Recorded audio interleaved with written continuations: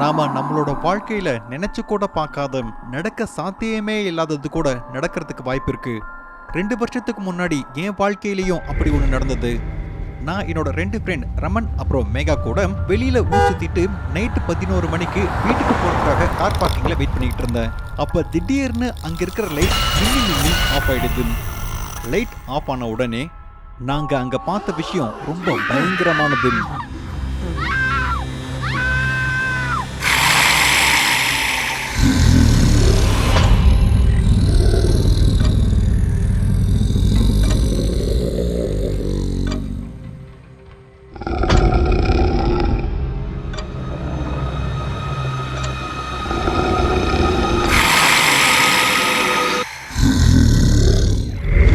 என்னோட பேரு அனுராக்.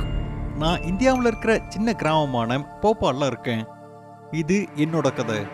2 வருஷத்துக்கு முன்னாடி நான் சிட்டிக்கு ஒரு வேலை விஷயமா போயிருந்தேன். ரொம்ப லேட் நைட் ஆயிடுச்சு. நான் பஸ்க்காக பஸ் ஸ்டாப்ல நின்றுக்கிட்டு இருந்தேன்.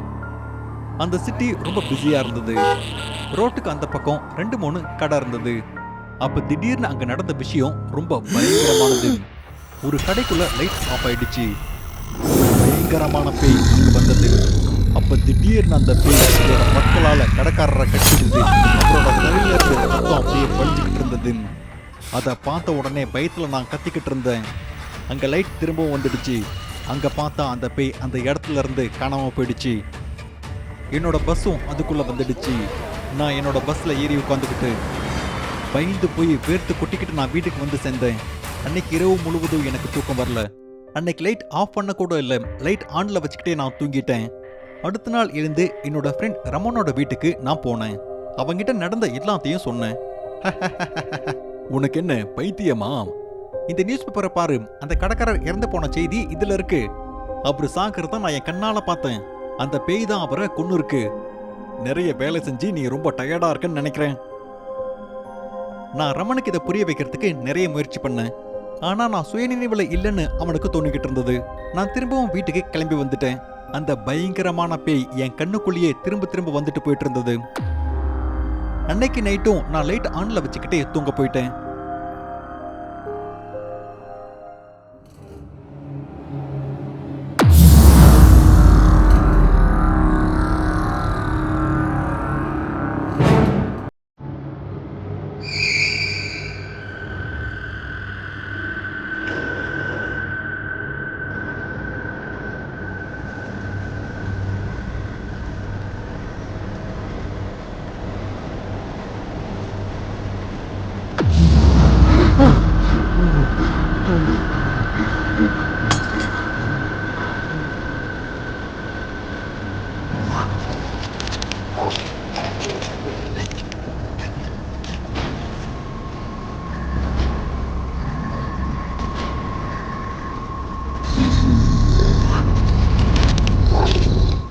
நான் என்னோட வீட்டில் இருக்கிற பெட்ல படுத்துக்கிட்டு இருந்தேன்.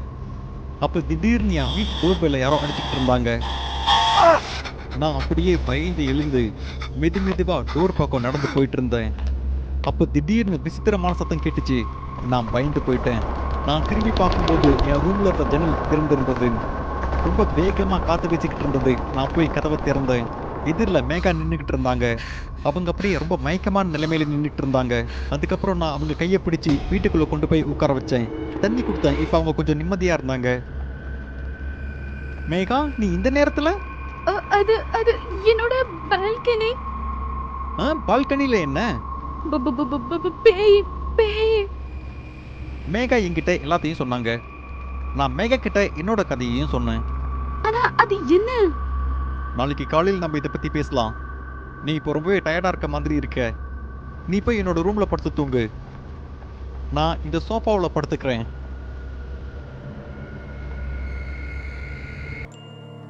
நாங்க 2 பேரும் தூங்க போனோம். அப்புறம் அடுத்த நாள் காலையில நாங்க 2 பேரும் ரமனோட வீட்டுக்கு போனோம். அப்ப மேகா நடந்த எல்லாத்தையும் அவங்கிட்ட சொன்னான். அப்படின்னா நம்மளோட சிட்டில பேய் இருக்குன்னு நீங்க 2 பேரும் சொல்ல வரீங்களா? அது இருட்டாக்கிட்டு எல்லாத்தையும் கொண்டுகிட்டு இருக்கா? நானும் மேகாவும் ஒரே தடவையா சொன்னோம். ஆமா ஆமா, நான் லைஃப்ல இவ்ளோ எப்பமே பயந்ததே இல்ல ரமன். இங்க பாருங்க, எனக்கு கொஞ்சம் வேலை இருக்கு. அதுக்கப்புறம் நம்ம 3 பேரும் வெளியே போகலாம். அப்ப நீங்க கொஞ்சம் ரிலாக்ஸா இருப்பீங்க. நாங்க 3 பேரும் வெளியே போனோம். நாங்க காரை பேஸ்மெண்ட்ல பார்க் பண்ணிட்டு 3 பேரும் மேல போய் சாப்பிட்டுட்டு ஷாப்பிங் பண்ணிக்கிட்டு இருந்தோம்.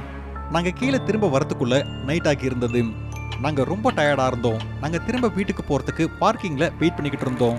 அப்ப திடீர்னு அங்க இருக்கிற எல்லா லைட்டும் மின்னி மின்னி ஆஃப் ஆயிடுது. அடுத்த கொஞ்ச நேரத்துல நாங்க அந்த இடத்துல பார்த்தது ரொம்ப பயங்கரமானது.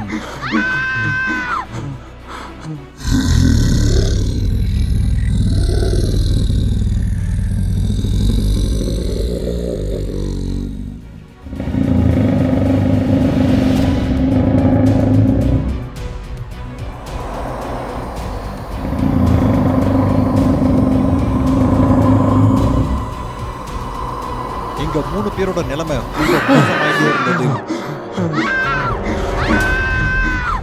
நாங்க ரொம்ப வேகமா கார்கிட்ட ஓடி போயிட்டு இருந்தோம். நான் வேகமா காரை ஸ்டார்ட் பண்ணேன். மேகாவும் ரமனும் காருக்குள்ள ஏறி உட்காந்துக்கிட்டாங்க. அப்புறம் வேகமா கார் ஓட்டிக்கிட்டு நாங்க 3 பேரும் வீட்டுக்கு வந்து சேர்ந்தோம். நாங்க 3 பேரும் பேசுற நிலைமையில கூட இல்ல. நாங்க வீட்டுல இருக்கிற எல்லா லைட்டும் ஆன் பண்ணோம். அப்போ மேகா சொன்னாங்க, இது என்ன இது? இதெல்லாம் என்ன? என்ன? இது கில்விஷ். அன்னைக்கு நாங்க உன்னோட வீட்டுக்கு வந்தோம்ல, அப்ப நாங்க இத பத்தி ரிசர்ச் பண்ணோம். அன்னைக்கு ஃபுல் டே இத பத்தி தான் நெட்ல ரிசர்ச் பண்ணிட்டு இருந்தோம். நாங்க இருக்கிற விதவிதமான பேய்களை பத்தி ரிசர்ச் பண்ணோம். இது என்னன்னு அதுல தான் நாங்க அன்னைக்கு தெரிஞ்சுக்கிட்டோம். அது ரொம்ப பயங்கரமானது, உனக்கு தெரியாது. ஒரு 1000 வருஷத்துக்கு முன்னாடி ஒரு ஊர் இருந்தது. அந்த ஊரு ராஜா ஒரு பைத்தியம் பிடிச்சவன். அவன் ஒரு விசித்திரமானவன். அந்த ஊர்ல இருக்கிற பசங்களை எல்லாரையும் கூட்டு போய் அவன் காரணமே இல்லாத இருட்டுல பசங்களை அவன் அடிச்சு வச்சிடுவான். பசங்க பாவம் ரொம்பவே பயந்துட்டு இருந்ததுங்க. ஆனா இதே மாதிரி நடந்துச்சு. அப்ப ஒரு நாள் ஒரு குழந்தை காத்தால எழுந்து பார்த்தா இறந்துடுச்சு. அந்த குழந்தையோட அம்மா வயிறெறிஞ்சி சாப விடுறா. ஒவ்வொரு 100 வருஷத்துக்கு ஒரு முன்னாடி என் புள்ள எழுந்து வருவான். அவன் இங்க இருக்கிற எல்லாரையும் சாகடிப்பான். அவனுக்கு தேவையானதை எடுத்துப்பான். சரி, இதுல இருந்து தப்பிக்கிறதுக்கு என்ன வழி? இது ஏன் நம்ம சிட்டிக்கு இப்போ வந்திருக்கு? போன தடவை வந்தப்ப அதனால நிறையவே ஆபத்து நடந்தது. மறுபடியும் 100 வருஷத்துக்கு அப்புறம் நான் வருவேன். நான் இந்துஸ்தானுக்குள்ளதான் வருவேன். நான் வந்து எனக்கு தேவையானதை நான் எடுத்துப்பேன்னு சொன்னான். அவன் இப்ப இங்க வந்திருக்கான். நம்ம இதை எடுத்துடணும். ஆனா எப்படி? சாப விட்டு அந்த பெண் சொன்னாங்க, இவங்களுக்கு முக்தி எப்படி கிடைக்கும்ன்றது கூட. அது அவங்களுக்கு இருக்க ஒரே ஒரு தங்கச்சிய அவரை பார்க்கணும்.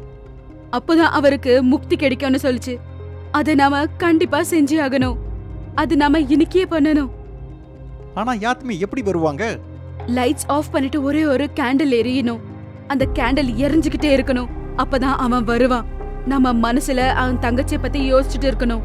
ஆனா அந்த கேண்டில் அமைஞ்சு போயிடுச்சுன்னா? இன்னைக்குதான் நம்மளோட கடைசி நாள். மேகா கேண்டில பத்த வைக்கிறாங்க.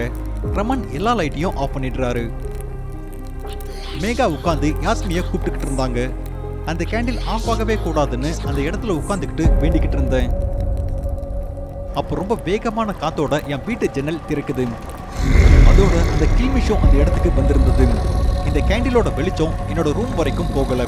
அப்போ அந்த கில்மிஷ் ரொம்ப பயங்கரமா என்னோட ரூம்ல நின்னுக்கிட்டு இருந்தது. அதோட பயங்கரமான கண்ணு அந்த இருட்டுல இன்னும் பயங்கரமா தெரிஞ்சுக்கிட்டு இருந்தது. அப்ப திடீர்னு அதோட கையால அது ஏதோ பண்ணுச்சு. அந்த கேண்டில் திடீர்னு அணைஞ்சிடுச்சு. என் உயிரே போன மாதிரி இருந்தது. அது எங்களை நோக்கி வந்துட்டு இருந்தது. அப்ப திடீர்னு ரமனோட கழுத்தை பிடிச்சி மேல தூக்கி அவனோட தலையை வெட்டிடுது. அவனோட கழுத்துல இருந்து ரத்த ஆறே ஓடிக்கிட்டு இருந்தது. கில்மிஸ் ரமனோட உடம்ப கீழே போட்டு அது என்ன நோக்கி வர ஆரம்பிச்சது. அதோட நீளமான பற்களை என்னோட முகத்தை நோக்கி எடுத்துட்டு வந்தது. அதுக்குள்ள அந்த கேண்டில் மறுபடியும் எரிய ஆரம்பிச்சது.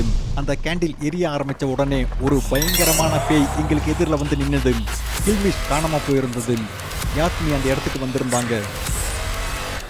யாத்மி என்னோட ரூமுக்கு போய் அந்த இருட்டில் நின்று அவங்களோட கையை அசைச்சு ஏதோ பண்ணாங்க. அப்போ கில்மிஷ் அந்த இடத்துக்கு வந்தான். அப்போ கில்மிஷ் அதோட பற்களால் யாத்மியோட கையை கடிச்சான். யாத்மி கத்த ஆரம்பிச்சாங்க. அப்போ உடனே அவங்க கில்மிஷோட கழுத்தை பிடிச்சு சொல்றாங்க, கில்விஷ் நீ நாசமாயிடு. அதுக்கு அர்த்தம் உன்னோட கதை முடிஞ்சது.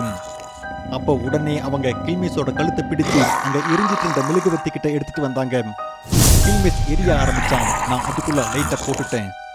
அது எரிஞ்சுக்கிட்டு இருந்தது, ஆனா காணாம போகல. ஏன்னா யாஸ்மி அவங்கள பிடிச்சிக்கிட்டு இருந்தாங்க. அது துடிச்சுக்கிட்டு இருந்தது. யாஸ்மி சிரிச்சுக்கிட்டு இருந்தாங்க. அதுக்கப்புறம் கில்மிஷ் முழுசா எரிஞ்சிட்டான். அப்புறம் யாஸ்மியும் அங்கிருந்து காணாம போயிட்டாங்க. அப்ப நானும் மேகாவும் பேசாம ஒருத்தருக்கு ஒருத்தர் பார்த்துக்கிட்டு இருந்தோம். ரமன் இந்த உலகத்தை விட்டு நிரந்தரமா போயிட்டான். என்னால இந்த விஷயத்தை இன்னைக்கும் நம்ப முடியல. அப்புறம் இன்னைக்கும் என்னால லைட் இல்லாம தூங்கவே முடியாது.